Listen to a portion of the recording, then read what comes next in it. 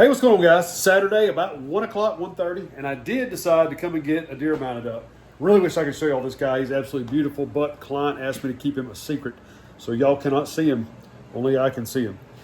But Monday, I've got some forms coming. Hopefully, we'll be here Monday from Mears Taxidermist Supply. I don't have any more capes tanned for the forms that I do have here, but I do have a few tanned for the stuff that I've got coming. So hopefully that will show up maybe Monday. But since I don't have anything to work on, tomorrow I'm going to rest, a little rest and relaxation. Monday morning, cold front coming through. So we're going to try to go get in a tree. I'm going to take y'all with me, maybe go hunting. We may not see anything, but it will be a great change of pace. And I've been wanting to get in a tree so bad, it'll feel good just to climb a tree and just sit there for just a minute. So hopefully we'll be able to do that. If so, you'll be watching on this video. Hey, what's going on, guys? Happy Monday morning. Well, I am about to go hunting. Just pull up to my hunt spot. A place I found last year's had a really good scrape on top of a ridge in here. There was some oaks in here, and I thought last year may be a good place to bow hunt. I hadn't been in here to scout it yet to see if there's any acreage or anything, but I'm just going to go to where the biggest scrape was at, and we're just going to get in the tree and just kind of keep our fingers crossed. We'll be able to see really good from up here, so maybe, if nothing else, maybe it'll just be a good observation, see if we can see a deer, if there are acres in here, if they're feeding in here. And when we climb down, we might be able to do a little bit of walking and see if we can scout the area before we leave. But anyway, we'll get all this stuff together. We'll go see if we get in a tree.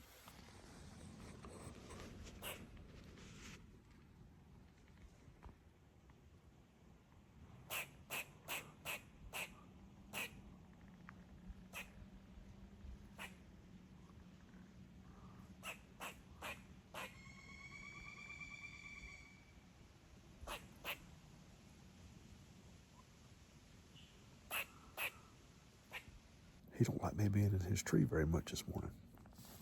In typical first time of the year sit fashion, made a few mistakes this morning.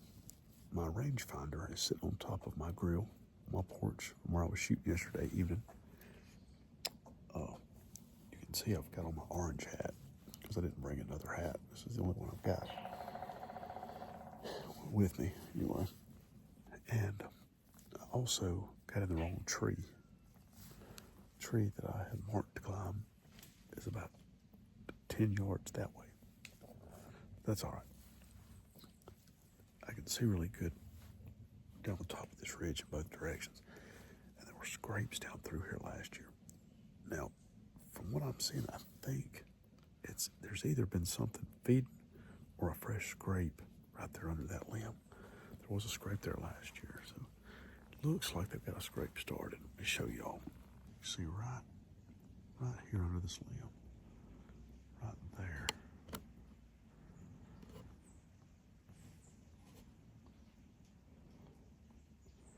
Pretty sure that's what that is.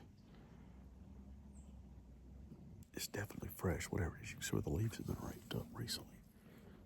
But when we climb down, we'll check it out. Right down this way, down this ridge. There was 4 or 5 scrapes last year, so we'll walk down both directions. There are acorns falling everywhere. So there may be really too many acorns to just try to hunt, acorns, unless you find a specific tree they're feeding under.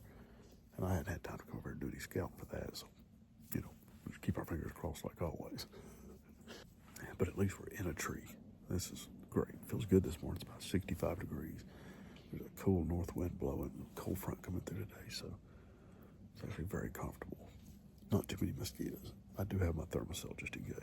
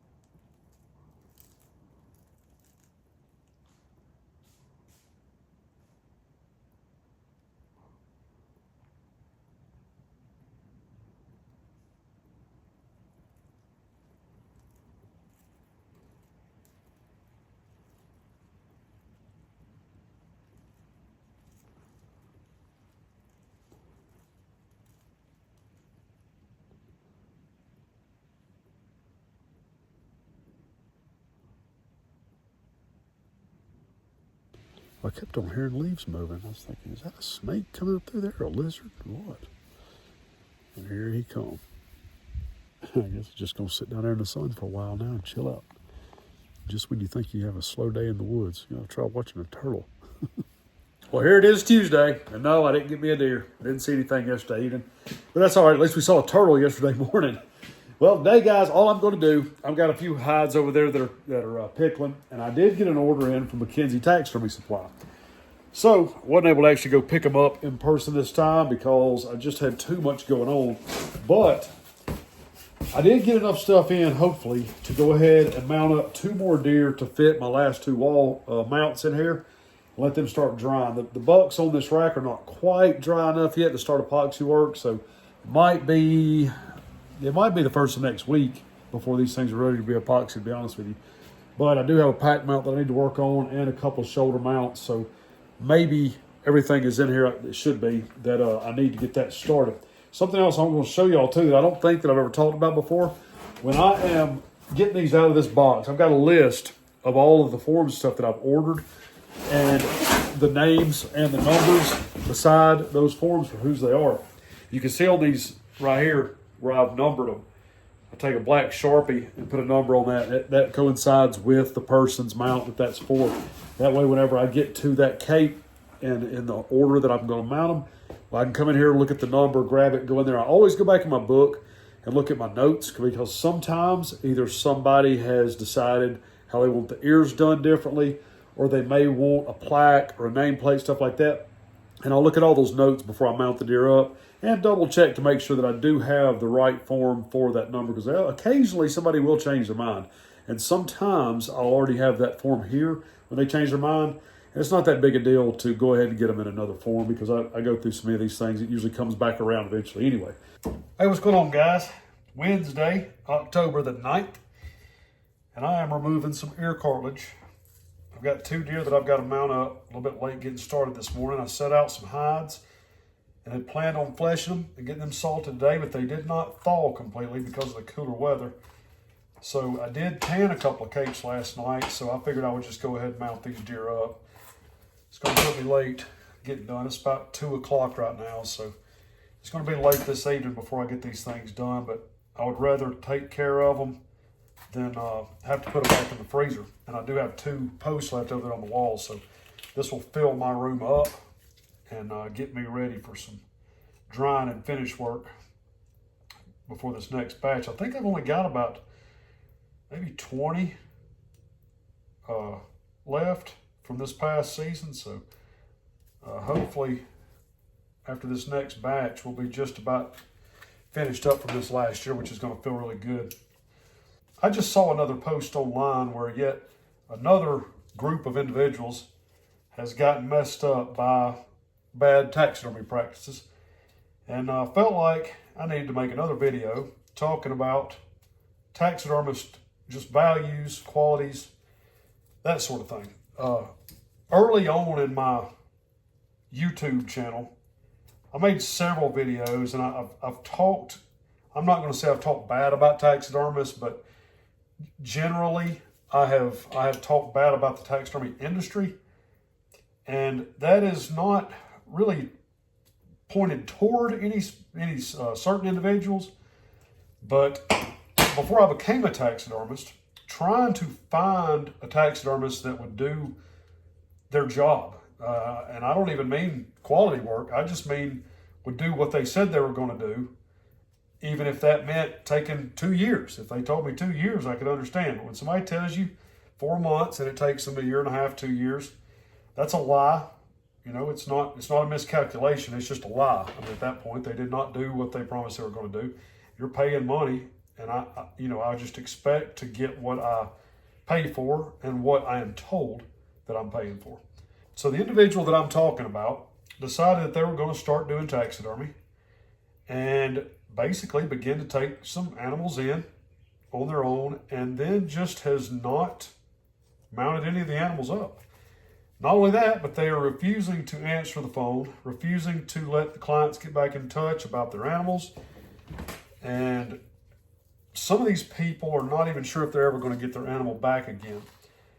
Now, recapping back on what I've said before about taxidermists, you have to remember when you decide to get into this industry, or if you're a deer hunter and you decide to take a deer to a taxidermist, that this animal is individual. I mean, it's never going to be duplicated or replicated. You can build a new rack out of epoxy, or you can make a replica rack, or you can get another cape, but there's only going to be one original.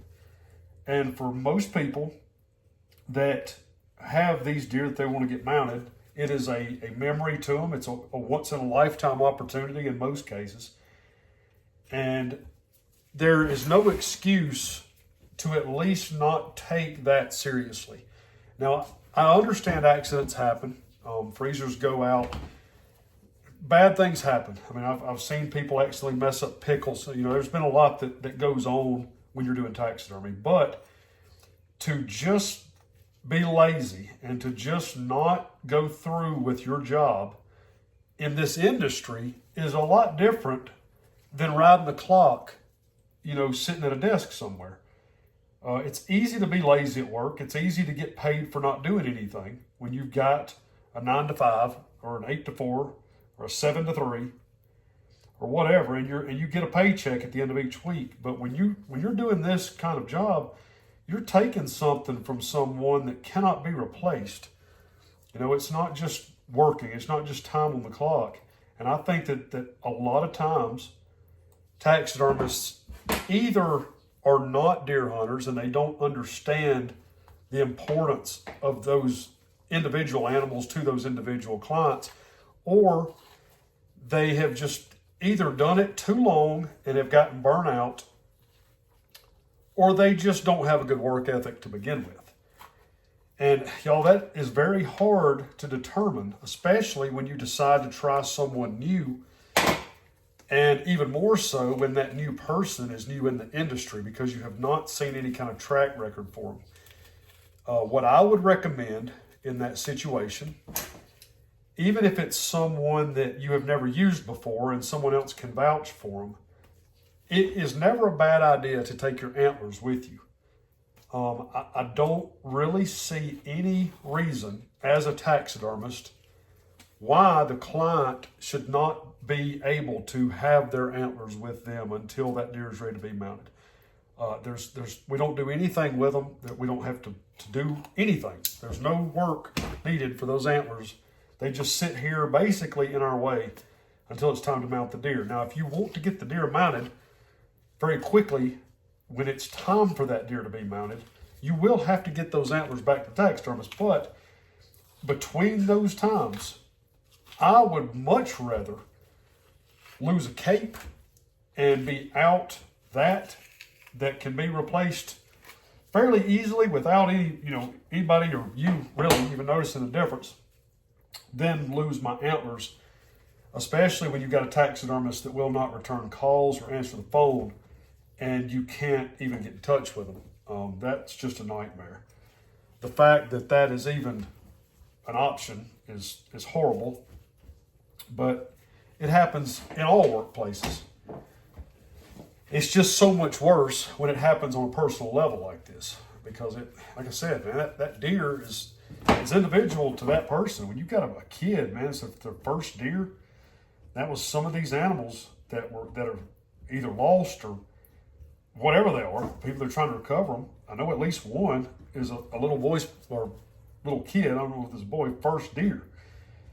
And I mean, I couldn't imagine, man. When I killed my first deer, it was like the greatest thing ever happened on the face of the planet, and I just couldn't imagine actually having one with a taxidermist, which would be one of the most exciting days of your life up to that point, would be taking it to the taxidermist, only to be told that it doesn't exist anymore, or that you didn't have access to it, or just never even knowing, not ever been able to get in touch with the taxidermist to even recover that animal if you wanted it redone somewhere else.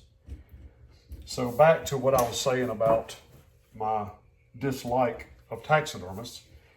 It's not necessarily a dislike of taxidermists, but coming from a childhood where I was taught not to shoot unless it was a deer I was going to mount, except for does. We did a lot of trophy management when I was a kid, and I enjoyed a mounted deer. I enjoy taxidermy work. I always loved taxidermy work. You know, when I was a little kid, I liked to look at my deer heads on the wall, and I just can't see what the problem is. Why would you want to go into taxidermy if you're not going to do what you say? And it disgusted me to a point to where I decided to learn how to do it myself. I mean, I hate that. I'm glad I did it now because I absolutely love my job. But it's a shame that it had to come to that. And fortunately, I never lost any animals. But there's people out there, they can't just, learn how to mount a deer. And they don't have either the knowledge of who to take it to or don't have an option of someone to take it to that is responsible. I've been doing this for about 10 years, but only in about the last 3 or 4 since I was able to quit work have I really been able to spend the time to try and learn and change what I was doing in an aspect more quality driven, to where I've got the time now to try and improve rather than just try to get done.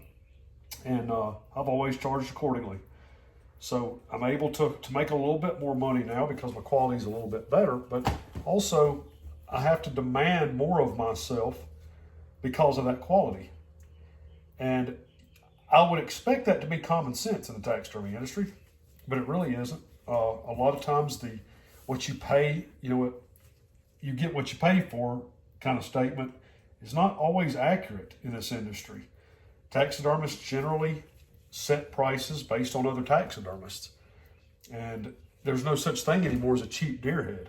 I mean, if you take one to somebody that's just getting started this year, you're going to pay $400, more than likely, just because it's going to cost $300 plus just to mount one deer. So you can't just have, those days of $250, $300 mounts are gone. You just don't have the resources. You can't afford to do that anymore. So you got guys that's charging $500 or $600 that ain't mounted but 10 deer in their entire life. Which, that's just the economy, but you hate it for somebody that don't know no different, end up paying that kind of money for garbage work. Last year, I also mentioned in a post where I was talking about how people should not just classify their taxidermist as the best there is. Get to give a little bit more detail than that. So like if somebody online says, I need a taxidermist and this is where I'm located, do y'all have any recommendations? Well, if you've got a taxidermist that is your favorite, let them know. But rather than just saying, you so-and-so is the best there is. Well, that's a great opinion. And it's, as a taxidermist myself, I appreciate when somebody says that, but at the same time, it still sounds fabricated. It sounds made up, and it sounds like an opinion. It's not really based on fact, and it doesn't really give anybody any information. So when somebody's asking for something like that and reaches out, typically what they're looking for is what they meant to ask was, do y'all know somebody I can trust? Do y'all know somebody who is not too far behind? Do y'all know what the pricing may be? Do y'all know if their price is worth their quality? That sort of thing. So, even if the popular thing nowadays is to not make a long, drawn-out post or comment, which is garbage. If you're not going to give quality explanation, then what's the point of making the comment? So if somebody asks a question like that, then go through in detail. Tell them about the person that you use. Tell them why you use them. And even at that, it's not a horrible idea. If you know several different taxidermists that are quality, that do good work, then put them all on there. Recommend all of them and tell them, the high points, low points, whatever. This guy's 2 years out, but he does phenomenal work, whereas this guy's only a year out. But his work may not be quite as good, but he is a little bit cheaper, like stuff like that. And everybody has got a different need when it comes to taxidermy. Some people are not as worried about the quality. Some people are more worried about the turnaround time or the money or whatever. So it gives everybody a fair option going into it to keep from getting screwed, basically. They can use what you said to make some phone calls and make an assessment and even ask around to some other people, maybe even in the area that they know. Hunters know hunters. So they'll find somebody that's used that guy before and can possibly even go look at their work or get an idea of what the communication was like, that sort of thing. So I really recommend on social media being very objective like that. If somebody asks about taxidermy work, then give them the details. Go through, take the time. If you're going to comment, take the time to explain yourself, because that's what the person's looking for. You're basically looking for a lengthy, honest review. You're not looking for a 5-star rating, and that's all, because it really doesn't help a whole lot. But anyway, just some of my 2 cents on some taxidermy stuff. And every time it comes up, and it happens every year, something comes up where people are missing their deer heads, and some taxidermist has run off and done away with whatever they said they were going to do, and people can't get in touch with them and don't know what to do to try and get their stuff back. As aggravating as it is, it happens all the time, and it will happen again, and we'll probably be talking about it again in the upcoming months, because something's going to hit the fan, and it'll be yet another taxidermist getting arrested for taking money and not returning deer or something. But anyway, I got this deer cartilage is gone. We got 2 deer heads to mount up. Let's get started. So anybody local that's watching this, I just got in a little bit of native scents from Zachary. I got about 10 bottles of War Party liquid, and I've got 4 of the War Party gels. So if y'all need any of that, y'all hit me up and come by here and grab it. Well, it's 15 till 8. Got 2 deer mounted. I was going to mount today. I'll show you all those tomorrow if I can remember. And got to cape out this 8-point. And maybe then I can go to the house probably about 8:30 whenever I get done and cleaned up and out of here. So anyway, guys, we'll see y'all tomorrow. What's up, guys? Thursday afternoon. This morning, I went ahead and fleshed out a couple of capes. I've got all of my racks and the wall full of deer that are drying. The ones on this rack right here are just about drying up to epoxy. I'm going to give them until Monday, Tuesday, just to make sure that they're set real good. I don't want those eyes drying out away from that epoxy or anything. So go ahead and let them sit for just a little while longer. But what I'm going to do now, I'm going to go ahead and get these capes. I've got about 4 or 5 capes left in this pickle. And we'll go ahead and get them tanned tonight so we can get them put in the freezer tomorrow. So when all these deer are done out of here, I've got another batch getting ready to go. I've already got forms. I've got probably, I don't know, I've got, let's see, 1, 2, 3, 4, 5, 6, 7, 8, 9, 10, 11, about 11 or 12 forms in here. So I've still got about 15 or 20 mounts that I've got to do. I've got a few that still have to be measured. So as soon as these are out of here, I'll be able to go ahead and start on this next batch. Now, something else that I do have, this is going to be a little bit interesting to see what happens. I actually forgot about this, but when I went on that fishing trip, I've got a cobia. I caught a pretty nice cobia, and I also we've caught several big triggerfish, and I saved one of the biggest heads off the triggerfish and the head off of my cobia. So I've got them in this bag right here. They were in the freezer, and I just forgot about them until I saw them earlier. But I'm going to try to do a European mount on a triggerfish and a cobia and just see how that turns out. Don't know how that's going to work, but I will definitely share it with y'all, good or bad, to see what happens. Something else I'd like to share with y'all, I don't know if y'all have seen yet or not, but my new book, Raised in the Alabama Swamp, it is for sale now on Amazon. You can get the soft cover for $19.99, the hardback's $24.99, and the Kindle is $9.99. That book, it basically what it's about is me growing up deer hunting in the swamp down in South Alabama on the Alabama River.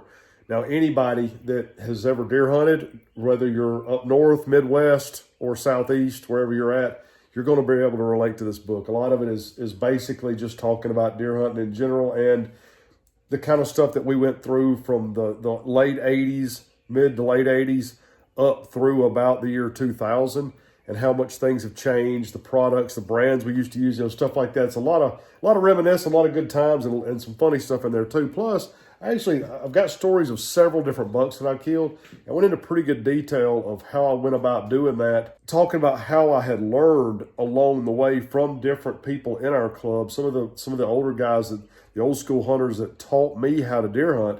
I've got some of those stories in there and stuff too. That's kind of valuable for somebody that is first getting started, or just may want to hear about some different kinds of tactics that you may never tried before.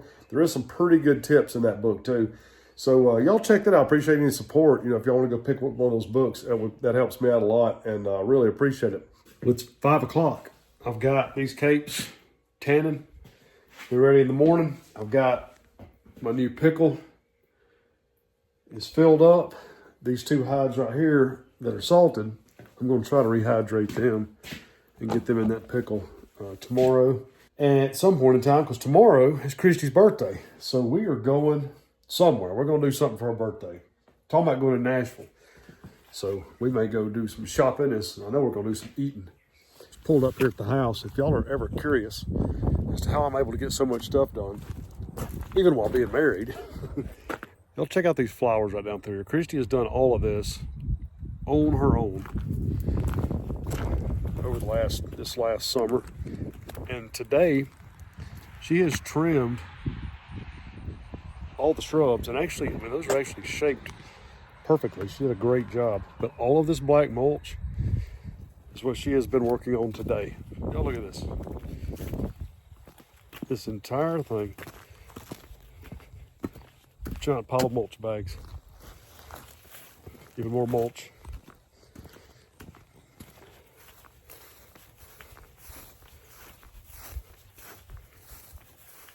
Mulch. Mulch, mulch, mulch.